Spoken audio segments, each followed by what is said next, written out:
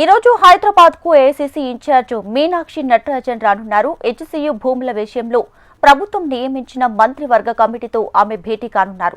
Deputy CM Bhatti Vikramarka, మంత్రులు దుద్దిల శ్రీధర్ బాబు, పొంగులేటి శ్రీనివాస్ రెడ్డి ఈ కమిటీలో సభ్యులుగా ఉన్నారు.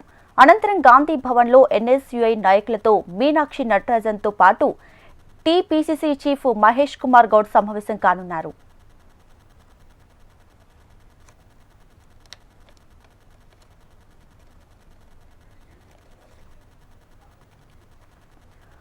రైట్గా ఈ రోజు హైదరాబాద్ కి ఏఐసీసీ ఇన్ఛార్జ్ మీనాక్షి నటరాజన్ రాబోతున్నారు. ఇక పలు కార్యక్రమాల్లో కూడా ఆమె పాల్గొంటారు. దీనికి సంబంధించి పూర్తి డీటెయిల్స్ తో మా ప్రతినిధి ప్రేమ్ లైవ్ లో సిద్ధంగా ఉన్నారు. ప్రేమ్.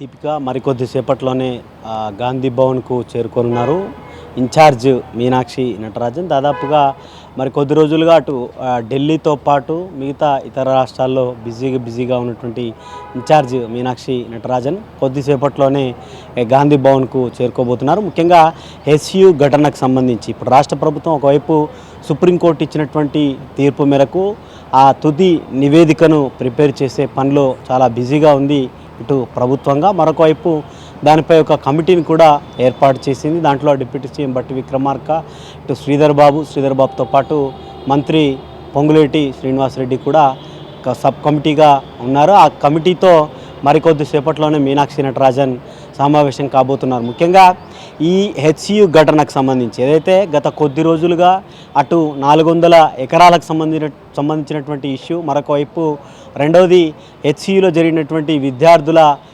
విద్యార్థులు ఆ భూములకు సంబంధించిన విషయంలో చేస్తున్నటువంటి పోరాటం, దాంతో పాటుగా యూనివర్సిటీలో జరిగినటువంటి లాఠీ చార్జ్, అక్కడున్నటువంటి కొంతమంది విద్యార్థి నేతలపై పెట్టినటువంటి కేసులు, వీటన్నిటిపై కూడా ఈ సమావేశంలో చర్చించబోతున్నారు. ముఖ్యంగా ఈ హెచ్సీయూకు సంబంధించి రాష్ట్రానికి సంబంధించినటువంటి ప్రతిపక్ష పార్టీలన్నీ కూడా ఒకవైపు పార్లమెంట్లో ప్రస్తావించడం, మరొక వైపు ఏఐసీసీ అగ్రనాయకులైనటువంటి రాహుల్ గాంధీకి కూడా కొంతమంది ట్వీట్ ద్వారా ఇక్కడ జరుగుతున్నటువంటి హెచ్సీయూలో జరుగుతున్న ప్రతి ఒక్క ఘటనను కండ్లకు కనపడే విధంగా వారికి ట్వీట్ చేసినారు. దానిపై అటు ఇన్ఛార్జ్ మీనాక్షి నటరాజన్కు రాహుల్ గాంధీ ఏదైతే చెప్పిన విధంగానే వారు ఇక్కడికి వచ్చి హెచ్సీయూ ఘటనపై ఒక నివేదికను ఏఐసీసీకి ఇచ్చే అవకాశం ఉన్నట్టుగా కూడా కొంత గాంధీ భవన్లో చర్చ అయితే జరుగుతుంది. ఇక సబ్ కమిటీకి సంబంధించినటువంటి సమావేశం ముగిసిన వెనువెంటనే ఎన్ఎస్యూఐతో పాటు హెచ్సీయూలో ఉన్నటువంటి ఎన్ఎస్యూఐ బాధ్యులు ఎవరైతే ఉన్నారో వారితో కూడా సమావేశం కాబోతుంది.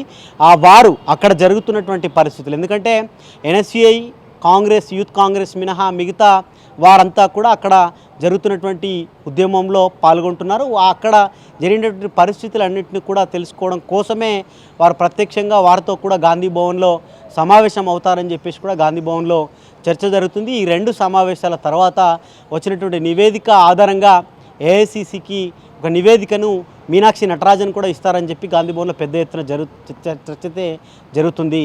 Deepika. Right Prem, thanks for the updates.